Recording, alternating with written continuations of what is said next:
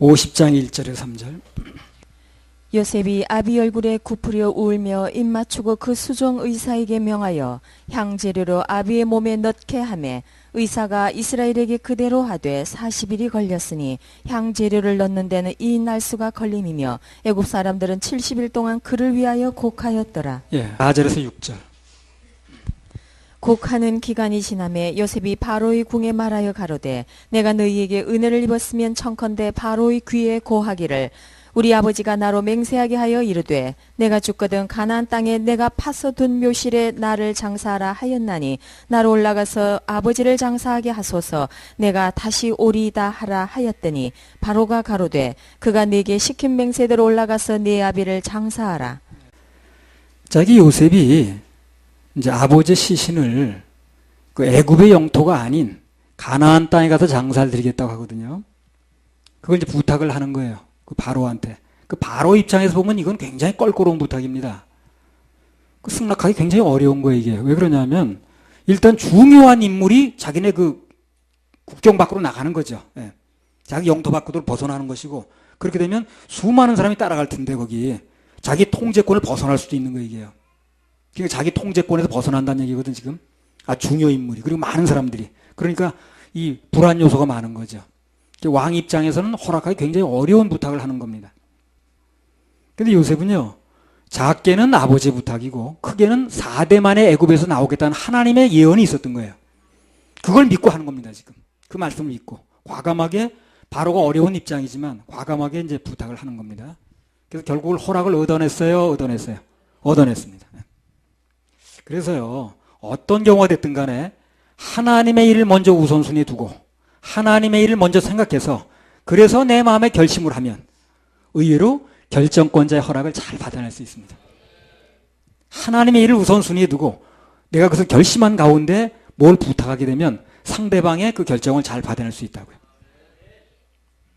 매사 겁먹지 말고요. 미리 먼저 하나님의 뜻이 뭔가를 먼저 알고 그리고 밀고 나가보세요. 그러면 하나님께서 반드시 도와주십니다. 상대 허락이 필요한 일이라면 허락하게 만드시고 도움이 필요한 일이라면 돕게 만드셔요. 어떤 경우에도 하나님의 뜻을 먼저 세우고 그 뜻대로 나가면 하나님께서 그 결심이 이루어지도록 도와주신다는 거예요. 정말로 사심 없이 내가 하나님 편에 서는 것 때문에 예배에 성공하는 것 때문에 그것 때문에 내가 부탁한다 해가지고 결정권자에 말하면 안 되는 경우가 별로 없습니다. 성경에 보면 거의 다 됐습니다. 뭐 안 된 경우는 찾아보기 어려워요. 일단 믿고 해보는 겁니다. 내가 먼저 결심하는 게 중요해요. 내가 이것은 하나님을 위한 일이다. 예배에 성공하기 위한 일이다. 라는 게 분명히 결심이 있으면 그걸 믿고 뭐 내가 결정권을 가진 사람 누구 있을 거 아닌가요? 그런 사람 부탁하면 들어주게 돼 있어요. 자, 느헤미야 2장 4절에서 8절. 느헤미야 2장 4절에서 8절.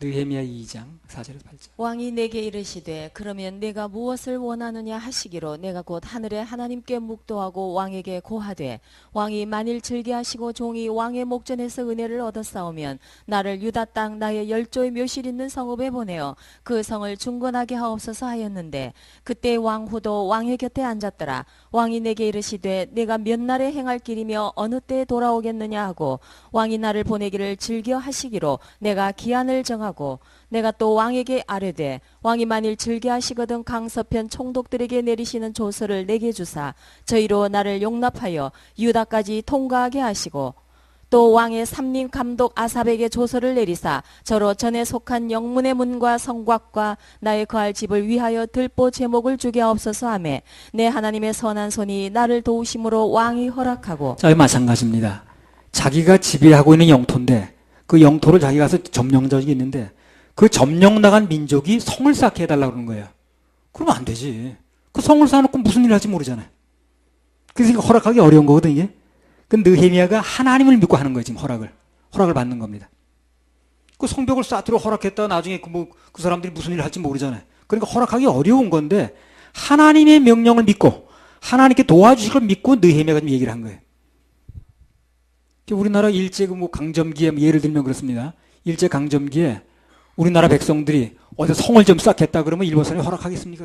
안 되지. 그럼 무슨 짓 하려고 그러는 거야 지금. 상황과 형편에 관계없이 느헤미야가 하나님 편에 일단 서는 걸로 하나님의 일이 되어지는 걸 믿고 그렇게 요청을 하니까 도와주는 거예요. 이해가 안 가지만 도와주는 거예요. 아닥사스다 왕이 특별히 마음이 좋아서 그런 게 아니고요. 그렇게 허락한 게 아니고요. 그 뒤에 보이지 않는 하나님의 손길이 도우신 겁니다. 하나님 돕게 돼 있어요. 앞으로 살아가면서 이건 하나님 일이 맞다. 하나님께 영광 돌리기 위한 일이다. 하고 결정이 되면 분명히 확신이 서면 그냥 나에게 누가 그 결정하는 사람이 있든 간에 그냥 부탁하면 돼요. 그러면 하나님이 돕게 돼 있습니다. 자, 한 군데 더 봅니다. 다니엘서 1장 8절에서 16절. 다니엘은 뜻을 정하여 왕의 진미와 그의 마시는 포도주로 자기를 더럽히지 아니하리라 하고 자기를 더럽히지 않게 하시기를 환관장에게 고하니 하나님이 다니엘로 환관장에게 은혜와 긍휼을 얻게 하신지라. 환관장이 다니엘에게 이르되 내가 내 주 왕을 두려워하노라. 그가 너희 먹을 것과 너희 마실 것을 지정하셨거늘 너희의 얼굴이 초췌하여 동무소년들만 못할 것을 그로 보시게 할 것이 무엇이냐. 그렇게 되면 너희 까닭에 내 머리가 왕 앞에서 위태하게 되리라 하니라. 환관장이 세워 다니엘과 하나냐와 미사엘과 아사랴를 감독하게 한 자에게 다니엘이 말하되 청하오니 당신의 종들을 열흘 동안 시험하여 채식을 주어 먹게 하고 물을 주어 마시게 한 후에 당신 앞에서 우리의 얼굴과 왕의 진미로 먹는 소년들의 얼굴을 비교하여 보아서 보이는 대로 종들에게 처분하소서 하며 그가 그들의 말을 쫓아 열흘을 시험하더니 열흘 후에 그들의 얼굴이 더욱 아름답고 살이 더욱 윤택하여 왕의 진미를 먹는 모든 소년보다 나아 보인지라. 이러므로 감독하는 자가 그들에게 분정된 진미와 마실 포도주를 제하고 채식을 주니라. 마찬가지입니다.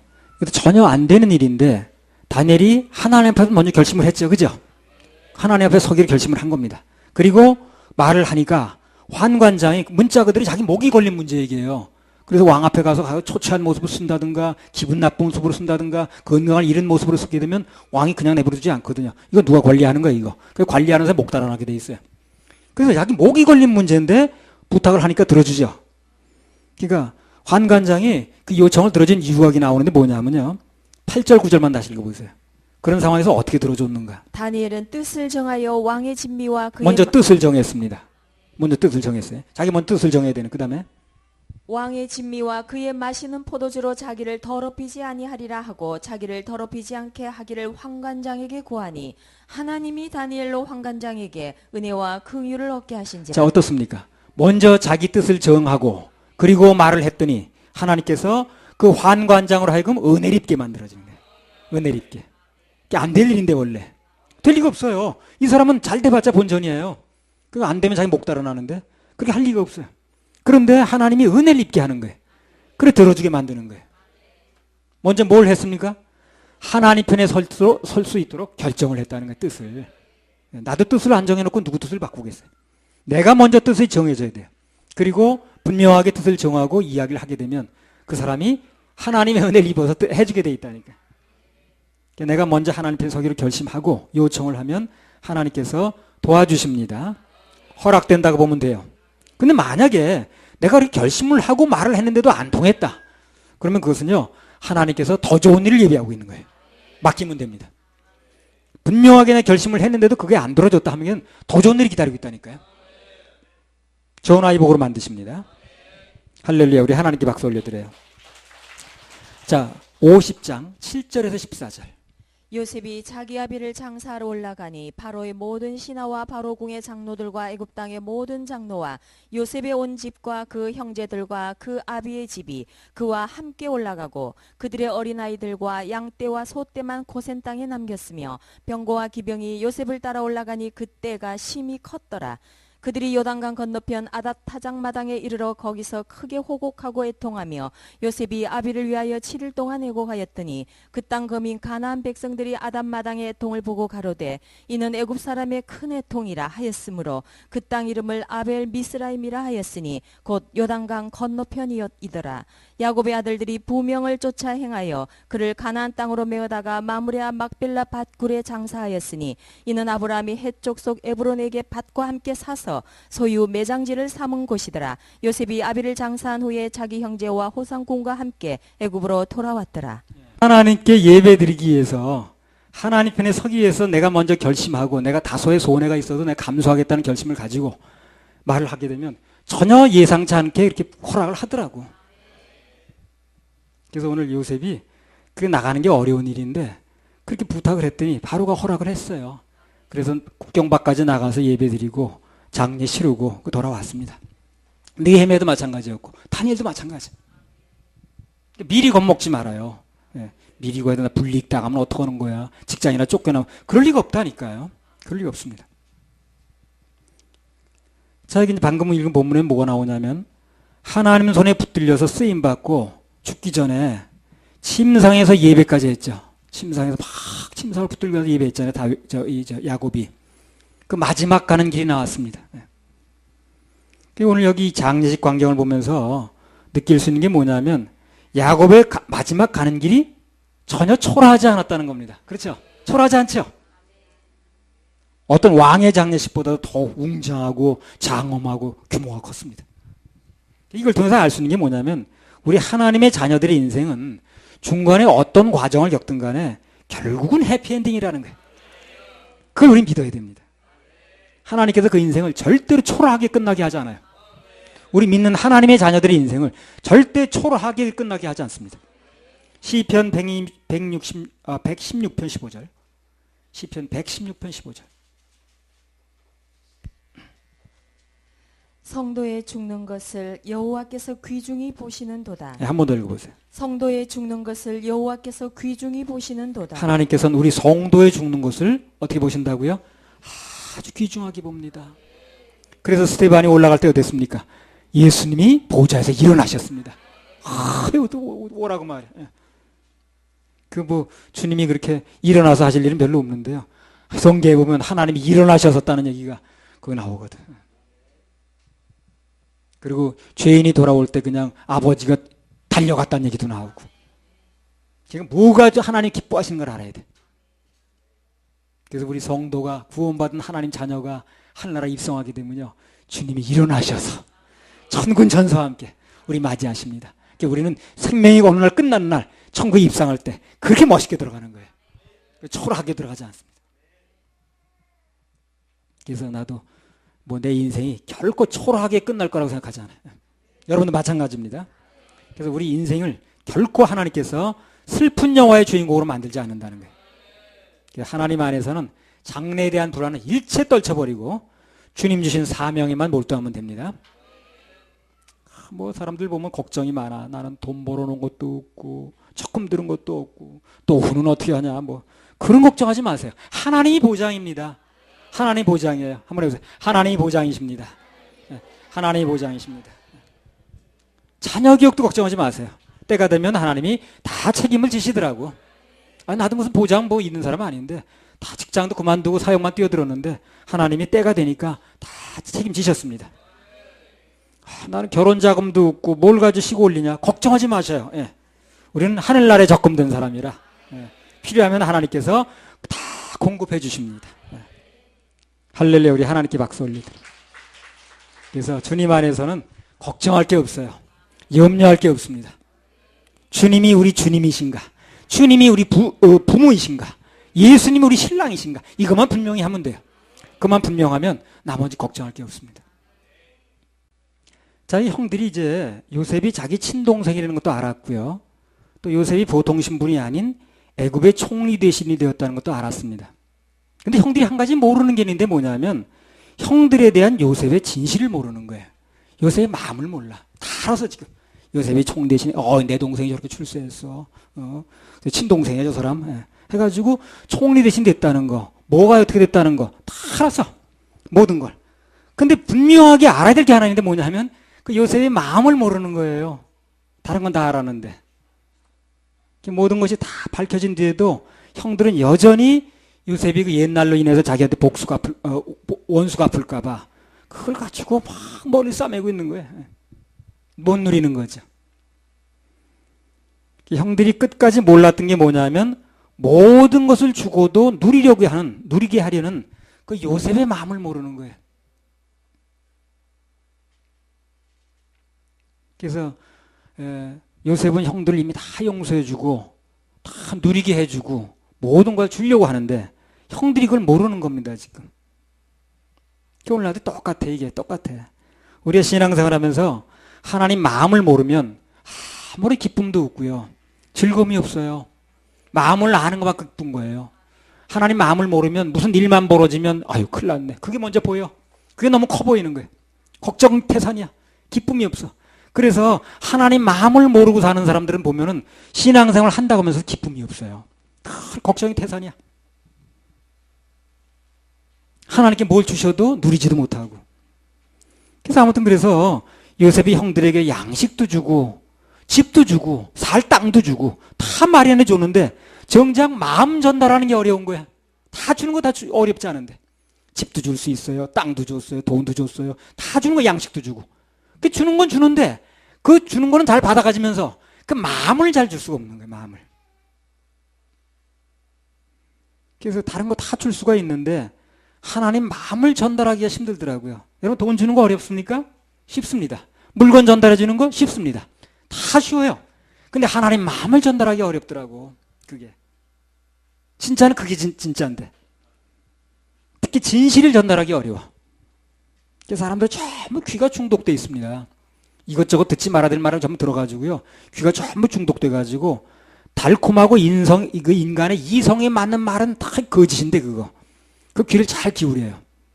근데 하나님 말씀에 근거한 진실에는 귀를 막더라고. 참 게 신기한 거지. 하나님께서 뭐 그냥 축복 주신다 그러고 병 고 주신다 그러고 아들 딸 잘 되게 해주신다 그러고 직장에 승진하게 해주신다 그러면 그런 얘기 막 두 손 들고 아멘이지 그냥. 그거는 이제 사실은 그 겉으로 주는 축복이지 진짜 축복 속 축복이 아니거든 그게. 근데 예수님께서 십자가에서 우리 지옥 갈 모든 죄를 용서하셨다고 해결하셨다고 그 말만 나오면 인상이 달라져. 썰렁해져. 그리고 색안경을 쓰고 보고 그냥 뭐 이상하다고 그러고 그냥 그 축복해 주신다고 그러고 병 낫게 해주신다고 그러고 그런 얘기를 막 흘려려 하던 사람이 당신의 죄를 예수님 십자가 다 해결하셨다고 그러면 그게 더 기뻐야 되거든. 더 두 손 들어야 되거든. 근데 그때는 사나해지는 거야. 정말 진실은 그게 진실인데 그게 사실상 영원한 축복 아니겠어요. 그걸 주시려는 하나님 마음을 받을 줄 몰라. 구원은 하나님의 마음만 받으면 간단한데 그 마음을 받을 줄 모르니까 어려운 겁니다. 마음만 받을 줄 알면 어려운 게 하나도 없어요. 몇십 년 교회 생활하면서도 죽으면 천국할 자신이 없어. 왜냐면 그걸 줬다는 걸 못 누리니까. 히브리서 10장 17절 18절 형들하고 똑같아요 이게. 또 저희 죄와 저희 불법을 내가 다시 기억지 아니하리라 하셨으니 이것을 사하셨은즉 다시 죄를 위하여 제사 드릴 것이 없느니라. 네, 여기 보면 하나님께서는 우리의 모든 죄와 불법을 기억조차 아니하신다고 그랬잖아요. 그죠? 네. 그래서 죄를 위한 제사를 더 이상 드릴 필요가 없다는 거예요. 끝났다는 겁니다. 네. 왜 다 용서가 됐으니까.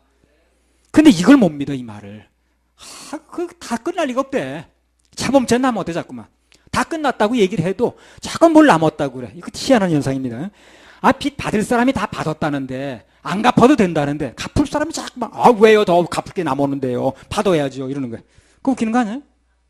아니 받을 사람이 받는다고 그래도 갚을 사람이 갚았다고 그러는 게 원래 정상인데 받을 사람은 받았다는데 갚을 사람이 안 갚았대. 남았대. 자범죄 남았대. 그러니까 중독이지 그게.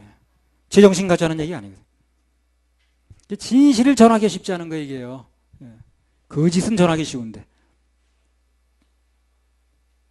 그래서 오늘 요셉의 형들이 과거를 다 용서해줬다고 누누이 얘기를 해줘도 못 믿는 거 똑같아요 지금. 그 17절에 보면 어떻게 됐다는 거예요 지금요. 요셉이 하도 답답하니까 울었어요. 울었습니다. 여러분도 어떤 너무 답답하고 울고 싶을 때 있죠. 너무 답답하고 세상에 이렇게 진실을 못 알아듣냐. 그렇게 알아듣도록 얘기해줘도 못 알아듣고 탁 그러면 좀 울고 싶은 마음이 들어요. 요셉이 우는 거예요. 그래서요. 다 전달해 줬는데 다 이걸 해줬는데도 불구하고 그 마음을 못 받으니까 우는 거예요. 답답해서. 그때 요셉이 흘린 눈물은요. 오늘날 주님의 눈물이라고 보면 됩니다. 인간의 지옥 갈 모든 죄를 십자가상에 다 해결하시고 용서하셨다는데도 왜 그렇게 마음을 못 받아들이는지. 그래서 그때나 이때나 이 진실을 전달하기 어려워. 우리는 언젠가는 이 진실이 전달될 걸로 믿고 계속 복음을 전하면 됩니다. 그 하나님 도와주셔요. 언젠간 형들도 알아들었을 거예요. 계속해서 요셉이 그런 마음을 계속 하다 보니까 형들이 나중엔 아 그렇구나 진짜구나 하고 아마 나중엔 알아들었을 겁니다. 창세기 50장 18절부터 21절. 그 형들이 또 친히 와서 요셉의 앞에 엎드려 가로되 우리는 당신의 종이니이다. 요셉이 그들에게 이르되 두려워 마소서. 내가 하나님을 대신하리이까. 당신들은 나를 해하려 하였으나 하나님은 그것을 선으로 바꾸사 오늘과 같이 만민의 생명을 구원하게 하시려 하셨나니 당신들은 두려워 마소서. 내가 당신들과 당신들의 자녀를 기르리이다 하고 그들을 간곡한 말로 위로하였더라. 20절만 다시 읽어보세요. 당신들은 나를 해하려 하였으나 하나님은 그것을 선으로 바꾸사 오늘과 같이 만민의 생명을 구원하게 하시려 하셨나니. 아주 소망적인 말씀이 나왔는데요. 사람들은 요셉을 해하려 했지만 그러나 하나님께서는 오히려 그것을 선으로 바꾸셔서 결국 만민의 생명을 구원하게 하셨다는 거예요. 너무 소망적이죠. 사람들은 핍박하고 사람들은 비난하고 사람들은 해하려고 했지만 하나님께서 그걸 바꿔가지고 선으로 바꿔가지고 결국 요셉으로 하여금 만민의 생명을 구원하게 만들었다는 거예요. 아 이게 얼마나 소망적입니까? 우리가 믿고 기대하는 것도 바로 이거라. 사람들은 우리 비난하고 어떻게 해서든지 뭔가 잘못됐다고 그러고 그냥 막 해하려고 그러고 그냥 막 이상하다고 그러고 막 이렇게 하려고 그러지만 그러나 오히려 하나님께서 나중에 그것을 선으로 바꾸셔서 결국 만민의 생명을 구원하게 만들 거라. 이게 우리 소망입니다. 이게 우리 희망이에요. 너무 감사하더라고요, 이 말씀이. 아, 그렇게 요셉을 비난하고 해하려고 그랬지만 하나님이 이걸 바꾸셔서 선으로 결국 요셉을 하여금 만민의 생명을 구원하게 만들었다. 이게 너무 감사하잖아요. 결국 하나님께서 만민의 생명을 구원하는데 우리를 쓰실 거라는 거. 우리는 오직 그것만 믿고 나가면 됩니다. 할렐루야. 우리 하나님께 박수 올려드려요. 마지막으로 한 구절만 더 하고 창세기 다 마치겠습니다. 26절 한번 읽어보세요. 요셉이 110세의 죽음에 그들이 그의 몸에 향재료를 넣고 애굽에서 입관하였더라. 예. 이 창세기는요. 처음에 시작은 어떻게 합니까? 천지창조. 아주 어마어마한 이야기를 시작을 했습니다. 근데 끝은 어떻게 돼요? 입관. 시작에 비해서 끝이 너무 초라합니다. 창세기가. 시작은 그냥 천지창조 해가지고 그냥 막 엄청나게 시작했는데 끝은 입관으로 끝나는 게 입관으로. 야, 어째 이렇게 끝나냐 그래. 그 천지창조 시작했던 그 시작이 이게 왜 그러냐면요. 죄의 결과로 이렇게 되는 거예요. 그래서 그냥 엄청난 천지창조 시작됐던 게 인간이 죄에 있었죠 거기서요. 그 죄의 결과로 이렇게 끝나는 거예요. 이것만 놓고 보면 아무 희망도 없습니다. 아니 이렇게 엄청나게 시작했는데 결국은 사람 죽어가지고 입관으로 끝나네. 예. 개인의 일생도 안 그래요? 그렇게 그 사람이 무슨 뭐 엄청난 일을 했다 할지라도 죽어서 입관될 때 보면 아유 정말 별거 아니네 사람. 그렇잖아요. 창세기 그렇게 끝나는 거예요. 죄의 결과입니다 이게. 죄의 작성 사망으로 엄청나게 시작을 했지만 그러나 그 죄를 해결 못하면 이렇게 되는 거거든요. 자 그런데 성경이 구약으로 끝납니까? 그렇지 않습니다. 예. 그래서 신약의 맨 끝이 계시록이죠. 계시록은 어떻게 끝나는가 보세요. 그래서 이 계시록이 필요한 거예요. 그래서 신약이 필요한 겁니다. 계시록 22장 20절에서 21절. 이것들을 증거하신 이가 가라사대 내가 진실로 속히 오리라 하시거늘 아멘. 주 예수여 오시옵소서. 주 예수의 은혜가 모든 자들에게 있을지어다. 아멘. 그래서 계시록의 마지막은 뭡니까? 아멘 주 예수여 오시옵소서. 한번 해보세요. 아멘 주 예수여 오시옵소서. 두 손 들고 아멘 주 예수여 오시옵소서. 그렇게 믿는 자들에게 은혜가 있다는 겁니다. 그렇게 믿는 자들에게 은혜가 있다는 거예요. 그래서 이걸 창세기 50장하고 연결하게 되면 인간의 마지막은 입관으로 끝나는 허무한 인생이지만 그러나 그런 인생들에게도 예수님이 오시면 은혜가 넘친다는 거예요. 그게 소망이라는 겁니다. 예수 없는 인생은요 아무리 엄청나게 시작을 했다 할지라도 결국 입관으로 끝납니다. 이 세상에 대통령을 했다 할지라도 엄청난 권세가 있다 할지라도 얼마나 재벌이었다 할지라도 예수 없이 살다 죽는 인생은 입관으로 끝나는 거예요. 그렇게 시작은 뭐 엄청나게 했는데 과정도 엄청났지만 뭐 총리되지 했는지 뭐 했는지 하여튼 자부지간 입관으로 끝나는 거예요. 그래서 진짜 끝이 좋으려면 아멘 주 예수에 오시옵소서. 예수님하고 연결이 돼야 되는 거예요. 이게 중요한 겁니다. 사람들이 그걸 모르다 보니까 세상에서 엄청난 거 누리면 다 성공한 인생인 줄 아는데 그걸 끝나게 되면 이관으로 끝나는 거예요. 그래서 창세기 50장과 연결해서 말씀드린다면 인간의 마지막은 이관으로 끝나는 그런 허무한 인생이지만 그러나 그런 인생들에게 예수님이 오시면 아멘 주 예수의 오시옵소서. 그게 연결되면 그럼 천국 인생으로 바뀌는 겁니다. 이관으로 끝나는 게 아니에요. 이관으로 끝나는 게 아닙니다. 우리 태어나서 생로병사할 사람들이 한마디로 태어나면 벌써 늙는 거예요. 그래서 영어로 뭐라 합니까? 몇 살이냐 물어볼 때 How old are you 그러죠. 몇 살 늙었냐 그러죠. 그래서 한 살만 먹었어도 한 살 늙은 거예요. 그리고 2살 먹었으면 어떻게 해요? 2살 늙은 거예요. 인생이 그런 겁니다. 불교에서 생로병사라고 그러죠. 말이 좋아 성장이지 늙는 거예요. 태어나서요. 그래서 정확하게 그러잖아요. 몇 살 늙었냐 이렇게 물어보잖아요. How old are you 그러든가 How many years old 그러든가 몇 살 늙었냐 그 말이죠. 몇 살 늙으셨습니까? 그러면 이제 몇 살 늙었다 그러는 거예요. 생로병사할 사람들인데 오늘날 우리 인생에 예수님이 찾아오시니까 우리는 그야말로 새 생명을 받고 영원히 죽지 않은 인생, 영생한 인생을 바뀌는 거예요. 이때는 이관으로 끝나는 게 아닙니다. 이관이 끝나는 게 아니라 그때는 관에 들어가든 그냥 묻었던 불에 화장을 해도 관계없이 하늘나라 입성의 인생으로 바뀌는 거예요. 스테반처럼 돌에 맞아 죽었지만 하늘나라 입성하는 날이잖아요. 그날이 예수는 일어나서 맞이했습니다. 창세기 마지막 장이 이렇게 허무하게 끝나는 것은요 장래 메시아가 오실 예고편이라고 보면 되는 거예요. 이게요. 이렇게 인생이 허무하게 끝나는 게 아니라 더 좋은 인생이 온다, 더 좋은 인생이 기다리고 있다 하는 신호탄이라 이게. 전에요 무슨 영화 중에 뭐 고질라라고 그러던가 고질라인가 고릴라인가 그런 영화가 있었어요. 그 텔레비전도 많이 나왔습니다. 맨 나중에 이제 그 고질라인가 그 괴물이 이제 그 어디 무슨 그 옥상 꼭대기인가 무슨 뭐 어디 올라가 있다가 그 총에 맞아 죽던가 그러죠. 예. 영화 끝났습니다. 근데 맨 마지막 장면이 어떻게 끝나던가? 어디 끝나요?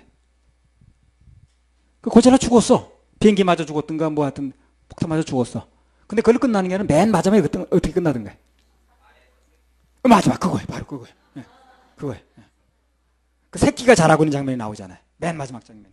그건 뭘 의미합니까? 지금은 그 고질라라는 괴물이 죽었지만 언젠가는 속편이 온다 그 말이지.